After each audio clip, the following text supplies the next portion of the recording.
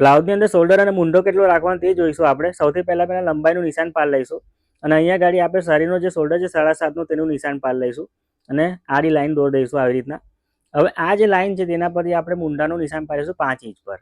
હવે અહીંયા ગાડી ચેસ્ટનું માપ લઈશું જે 9 ઇંચની ચેસ્ટ છે એટલે 36 ઇંચ ચેસ્ટ છે, સવાનું ડબ્બાને એક્સ્ટ્રા અહીંયા આડી લાઈન દોરી દઈશું અને નીચે કમરના હિસાબે સીધી લાઈન દોરી દઈશું.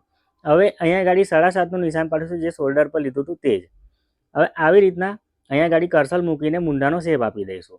હવે બાંય જે છે તેને આવી રીતના સિલાઈનું છોડ દેવાનું અને પછી જોઈ લઈએ તો બાંય વધે છે, બરાબર. તો આપણે મૂંઢાને સાધારણ નીચે ઉતારીશું અડધો ઇંચ જેવો અને ફરી કર્સલથી શેપ આપી દઈશું.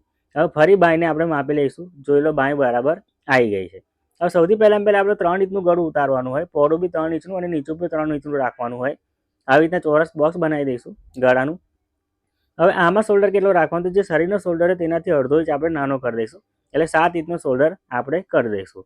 હવે આપણે કર્સલથી શેપ આપી દઈશું મૂંઢાનો. હવે બાંયને આપણે મૂકીને જોઈ લઈએ કે બાંય આવે છે કે નહીં, ફૂટે છે કે વધે છે. તો આવી ગઈ છે બરાબર.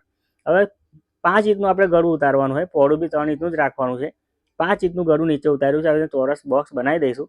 હવે આમાં શોલ્ડર કેટલો રાખવાનો તો શોલ્ડર જેટલો 7.5નો છે તેમાંથી 1 ઇંચ આપણે નાનો કરી દઈશું એટલે 6.5નો શોલ્ડર કરી દીધો આપણે. હવે અહીં બી આપણે સીધી લાઈન દોરી અને અહીં કર્સલની મદદથી આપણે મૂંઢાનો શેપ આપી દઈશું આવી રીતના. હવે આપણે બાંયને માપી લઈએ બાંય આવે છે કે નહીં. તો જુઓ બાંય બરાબર આવી ગઈ છે. હવે આનાથી નીચું ગળું રાખવા માટે કેટલો શોલ્ડર રાખવાનો, કેટલો મૂંઢો રાખવાનો તે જોવા માટે નીચે લિંક આપેલી છે આખા વિડીયોની, ત્યાંથી તમે જોઈ શકો છો. અને જો તમે ઘર બેઠા બ્લાઉઝનું દરેક વસ્તુ કટિંગ સિલાઈ શીખવા માંગતા હોય તો સ્ક્રીન પર આપેલા નંબર પરથી અમારા વિડીયો ક્લાસમાં જોઈન થઈ શકો છો. અથવા તો તમારે બ્લાઉઝના ડ્રેસના દરેક સાઇઝના દરેક જાતના ફરમાં મંગાવવા માંગતા હોય તે પણ 100% વોટરપ્રૂફ પ્લાસ્ટિકના ફરમાં મંગાવવા માંગતા હોય તો સ્ક્રીન પર આપેલા નંબર પરથી ઓર્ડર કરો.